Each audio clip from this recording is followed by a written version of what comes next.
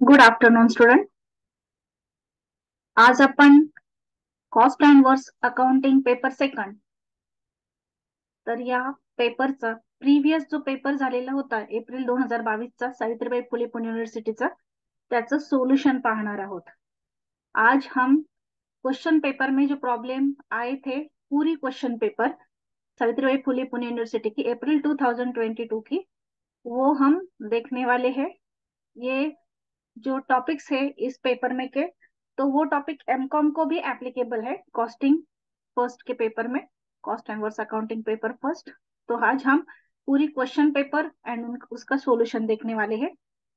इस वीडियो के description box में मैं आपको कॉस्टिंग थर्ड के भी टॉपिक्स की लिंक देने वाली हूँ. वैसे भी मैं हर एक वीडियो के डिस्क्रिप्शन बॉक्स में वो लिंक आपको देती हूँ, या फिर आप प्लेलिस्ट पे जाकर भी चेक कर सकते हैं. हमारे चैनल पे सभी वीडियोस अवेलेबल है, अकाउंट, कॉस्टिंग, कॉस्टिंग के दोनों भी पेपर, देन FY2 एमकॉम तक सभी अकाउंट के वीडियो है, सभी सेमेस्टर के है, आप देख सकते हैं. ओनली जो वीडियोस थे वो मराठी में है, तो अभी मैं उन सभी वीडियो को हिंदी में भी कर रही हूँ, ताकि जो नॉन महाराष्ट्रियन स्टूडेंट है या फिर जिनको मराठी समझ में नहीं आती तो उनके लिए इजी हो. Thank you. अभी हम वीडियो स्टार्ट करते हैं. तो पहले मैं ऑब्जेक्टिव्ह लेती हूँ, बाद में प्रॉब्लेम बताती हूँ. मी पहिल्यांदा ऑब्जेक्टिव्ह घेते, त्यानंतर प्रॉब्लेम दाखवते. सेमिस्टर पुढची जी येणार आहे आता तुमची, तर त्याचे पण सर्व व्हिडिओ चॅनलवर आहेत, फक्त मराठीमध्ये आहेत. आपण ते हिंदीमध्ये करण्याचा मी प्रयत्न करते, जेवढे शक्य होतील तेवढे.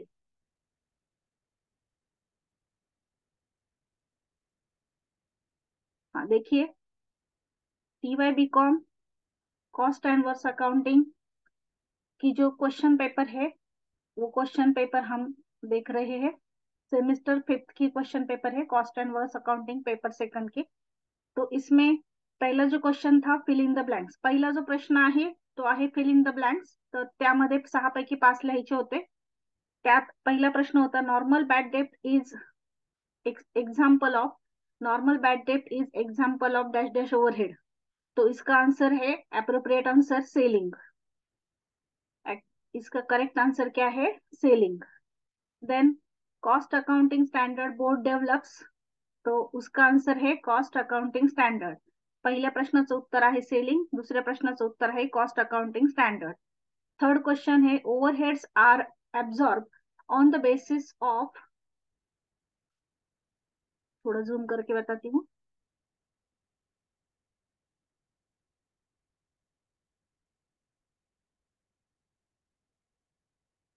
ओके. थर्ड क्वेश्चन है overheads are absorb on the basis of absorption, तो इसका अप्रोप्रिएट आंसर है रेट्स. फर्स्ट का सेलिंग, सेकंड का cost accounting standard, third question का आंसर है rates. Then in activity based costing system dash dash cost is like a cost center dash dash, sorry, in activity based costing system cost dash dash is like a cost center, तो cost driver. Correct answer है driver, correct answer आहे driver. as per CAS means cost accounting standard 15 dash dash overhead comprises selling overhead and distribution overhead. तो इसका correct answer है marketing, याचं बरोबर उत्तर आहे marketing. Next, dash dash overheads vary the volume of output, तो इसका करेक्ट आंसर है variable. Variable overheads vary with the volume of output. तो ये हो गए फिलिंग द ब्लैंक्स. ये हम अप्रैल 2022 की क्वेश्चन पेपर देख रहे हैं. ये हो गए fill in the blanks. Then match the pairs, match the pairs, match the following. Cash 11, इसका आंसर है एडमिनिस्ट्रेटिव ओवरहेड्स, मतलब इसका पेयर है एडमिनिस्ट्रेटिव ओवरहेड. देन कैश 3, इसका पेयर है operation overhead. Cash 3 operations overhead. Then service cost, इसका pair है providing a service, providing a service. Research cost, इसका पेयर है इम्प्रूव्ड प्रोडक्ट, रिसर्च क्यों किया जाता है? प्रोडक्ट में इंप्रूवमेंट लाने के लिए। So improve products. And fix overhead इसका पेयर है फिक्स ओवरहेड का अनअफेक्टेड बाय वेरिएशन, क्योंकि फिक्स कॉस्ट पर अगर आपका वॉल्यूम कम होता है, ज्यादा होता है सेल्स का, तो उसका कोई भी इफेक्ट नहीं पड़ता है। प्रोडक्शन का भी वॉल्यूम कम ज्यादा हो तो फिक्स कॉस्ट पे कोई भी इफेक्ट नहीं पड़ता है। तो fix overhead unaffected by variations. Then short note पूछी गई थी, फोर में से कौन सी भी टू लिखनी है। तो ये शॉर्ट नोट थी अकाउंटिंग स्टैंडर्ड के ऊपर। शॉर्ट नोट थी cost accounting standard, activity based costing पे, ओवरहेड्स एंड टाइप्स पे, एंड एब्जॉर्प्शन ऑफ ओवरहेड पे। अगर आप देखेंगे तो हर एक चैप्टर पे एक शॉर्ट नोट पूछी जाती है। देन नेक्स्ट जो है, अभी हम प्रॉब्लम सॉल्व करने वाले हैं। तो ये ऑब्जेक्टिव टाइप क्वेश्चन 10 मार्क्स के लिए आया था। 5 मार्क्स की फिलिंग द ब्लैंक्स, 5 मार्क्स के match the pairs and 10 marks की शॉर्ट नोट। 20 मार्क्स थ्योरी को है एंड 30 मार्क्स के प्रॉब्लम है। तो 30 मार्क्स के प्रॉब्लम में जो दो प्रॉब्लम पूछे गए थे, तो उसमें से एक प्रॉब्लम का व्हिडिओ हमारे चॅनल पे है। जे दोन प्रश्न विचारले गेलेले होते प्रॉब्लेमवर, त्याचा व्हिडिओ ऑलरेडी चॅनलवर आहे। त्यामुळे मी तो पुन्हा एक्सप्लेन करणार नाहीये प्रॉब्लम। जो एक प्रॉब्लम है दोनों में से, इसका वीडियो ऑलरेडी चैनल पे है, तो मैं उसको एक्सप्लेन नहीं करने वाली हूँ। आपके पास ऑलरेडी वो वीडियो है। मैं वीडियो का नंबर बताती हूँ। ओवरहेड एब्जॉर्प्शन रेट का जो वीडियो है, वीडियो नंबर 3, 3 नंबर का जो प्रॉब्लम है, प्रॉब्लम 3 का मैंने सोल्यूशन बताया निराली पब्लिकेशन का। सेम वही प्रॉब्लम यहाँ पर आया है, ओनली नेम चेंज हुआ है उसका। देखिए यहाँ पर जो प्रॉब्लम है, यहाँ पर सिस्को नाम से आया गया, दिया गया था प्रॉब्लम सिस्को लिमिटेड। लेकिन जो भी अमाउंट है, stock of work in progress, factory overhead, stock of finish goods, actual factory overhead and cost of goods sold, same है। ओनली नेम चेंज हुआ है एंड ईयर चेंज हुआ है। यहाँ पर 31 मार्च 2021 है, उसमें 31 मार्च 2019 है। तो इसीलिए मैं अभी इसका सोल्यूशन एक्सप्लेन नहीं करने वाली, आप वो व्हिडिओ देख लीजिए। तुम्ही ह्या प्रॉब्लेमच्या सोल्युशनसाठी तो व्हिडिओ बघून घ्या, प्रॉब्लेम नंबर 3चा, ऍब्झॉर्प्शन ओव्हरहेडचा जो प्रॉब्लेम आहे, अंडर ऍब्झॉर्प्शन अँड ओव्हर ऍब्झॉर्प्शनचा, तर तो व्हिडिओ बघा 3 नंबरच्या प्रॉब्लेमचा। ते सोल्यूशन मी तिथे एक्सप्लेन केलेलं आहे, त्यामुळे पुन्हा मी एक्सप्लेन करणार नाहीये। तो ये क्वेश्चन पूछा गया था 15 मार्क्स के लिए, क्वेश्चन नंबर 4 में। और इसका सॉल्यूशन मैं यहाँ पर दिखा देती हूँ आपको, जो मैंने उस वीडियो में एक्सप्लेनेशन बताया है, लेकिन यहाँ पर ओनली सॉल्यूशन दिखा देती हूँ। ये सॉल्यूशन है उसका।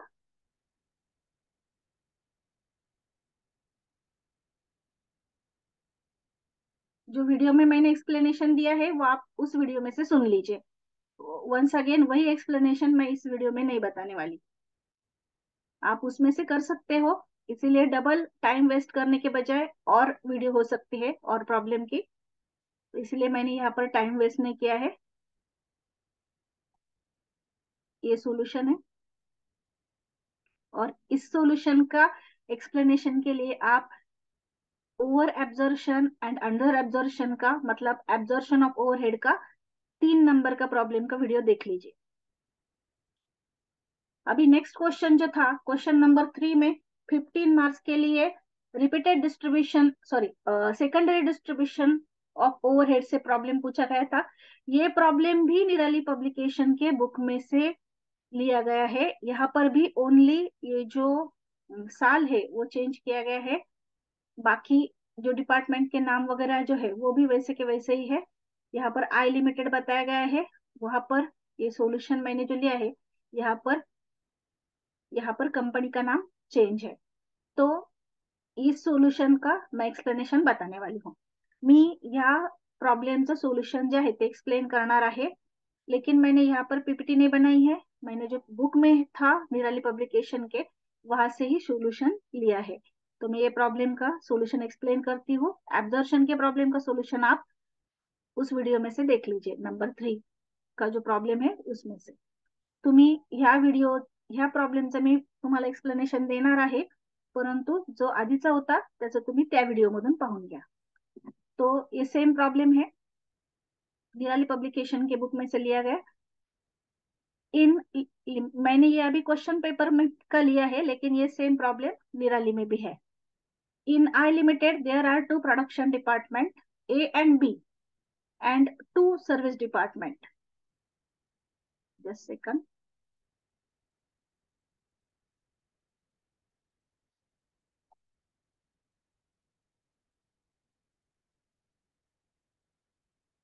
Two service department, C and D. C department provide service to A and B in the ratio of 2:3, and D department provides service A and B in the ratio of 6:1.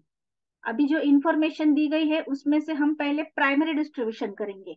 Rent rate taxes आपण पहिल्यांदा ह्या information वरून primary डिस्ट्रीब्युशनचा table काढणार आहोत. Rent rate taxes, insurance, electricity, motive power, depreciation, amenities to staff and additional information दी गई है.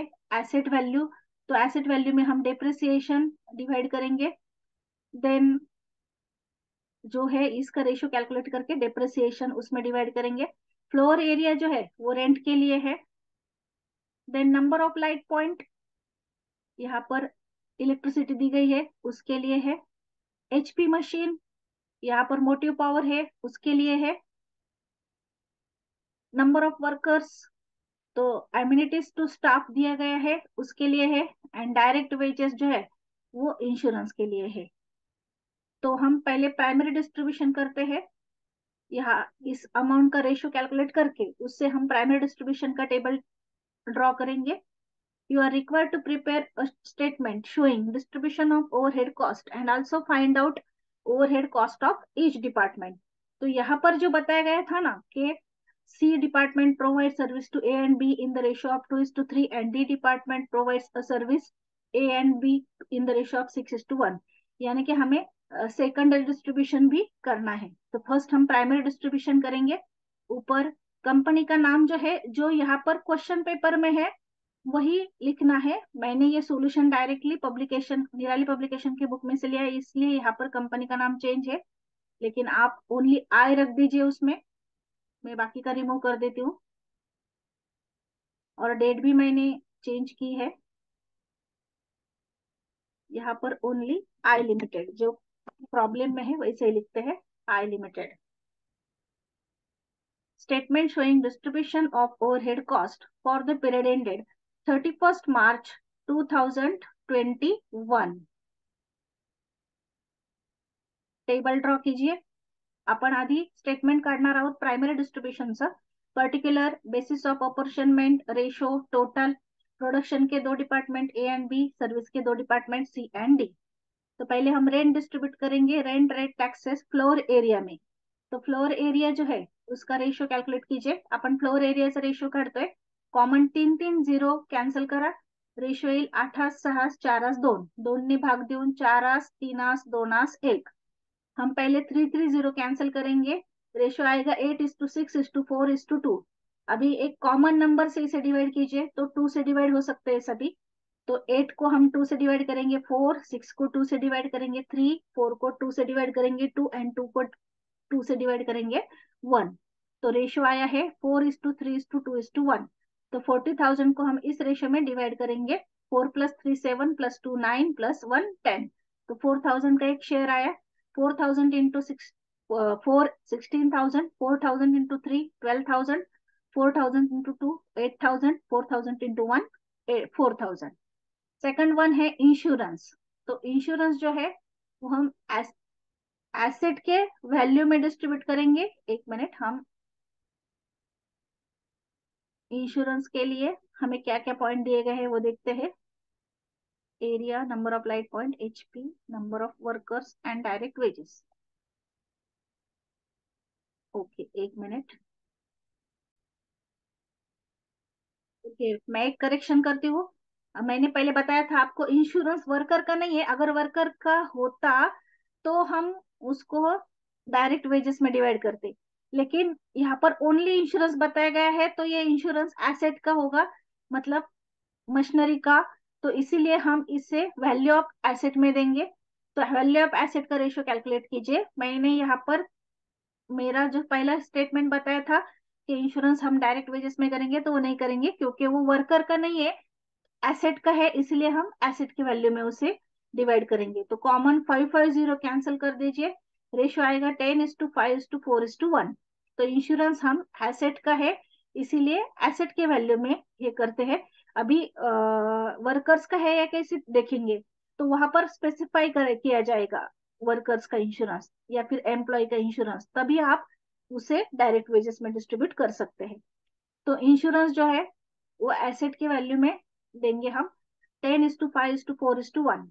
तो 15,000 को हम 10+5+4+1 यानी कि 20 से डिवाइड करेंगे। 20 से डिवाइड करने के बाद एक जो शेयर है वो आया है 750 का। 750 into 10 7,500, 750 into 5 3,750 and 750 into 4 3,000, 750 into 1 750।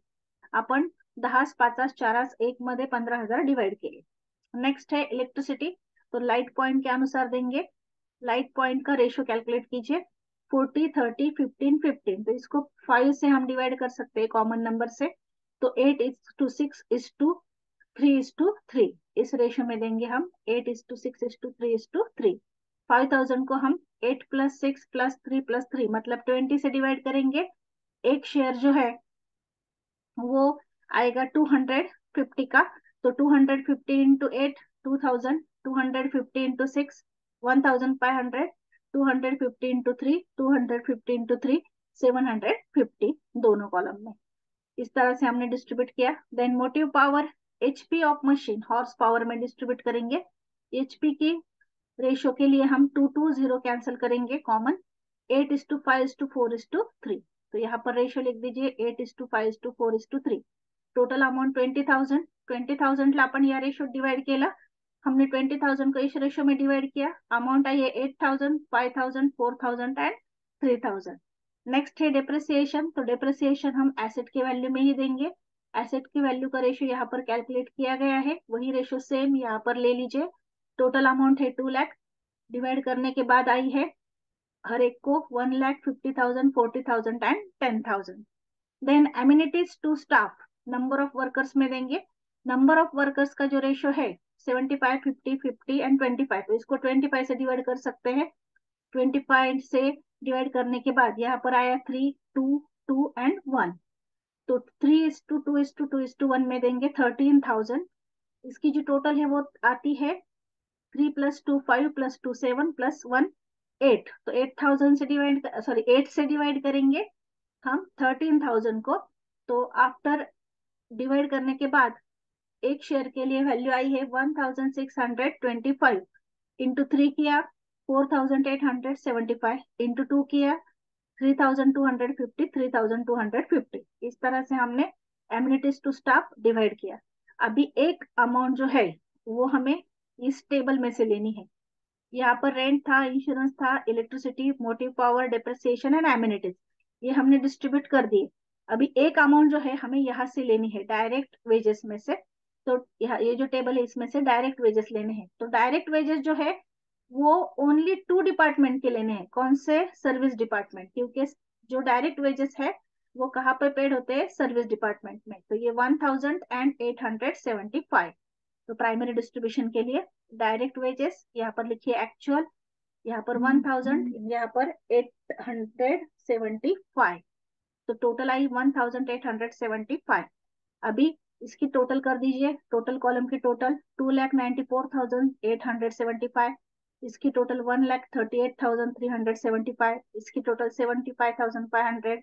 इसकी टोटल 60,000। इसकी टोटल 21,000। ये हो गया प्राइमरी डिस्ट्रीब्युशन का टेबल। हा आपला प्रायमरी डिस्ट्रीब्युशनचा टेबल तयार झाला। सेकंडरी डिस्ट्रीब्यूशन करण्यासाठी रेशो बघायचा।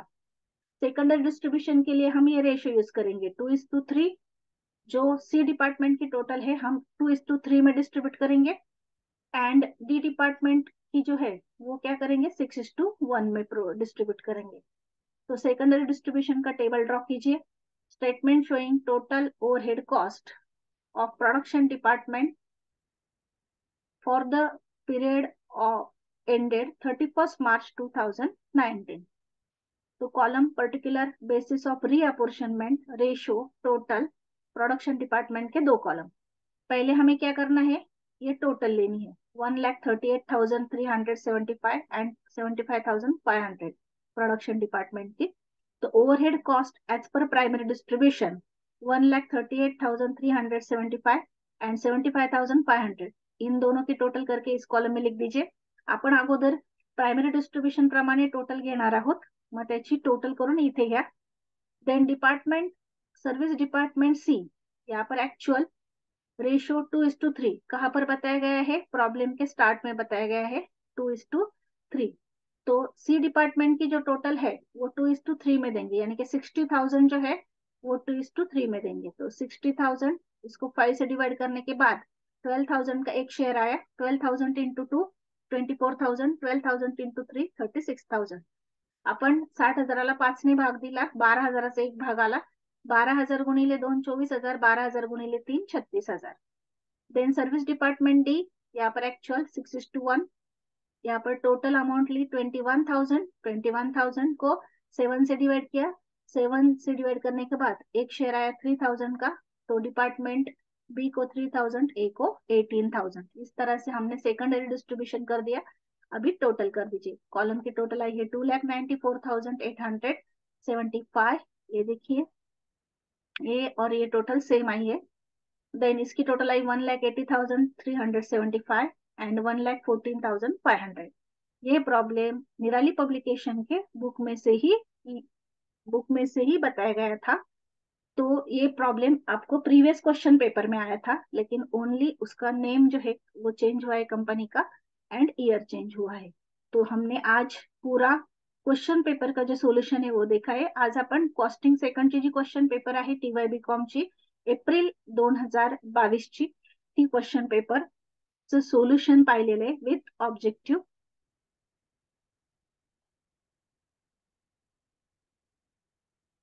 आणि ओव्हरहेड ऍब्झॉर्प्शनचा जो प्रॉब्लेम आहे अंडर आणि ओव्हर ऍब्झॉर्प्शनचा, तर तो तुम्ही 3 नंबरचा जो प्रॉब्लेमची व्हिडिओ आहे त्यातून बघा। थँक्यू।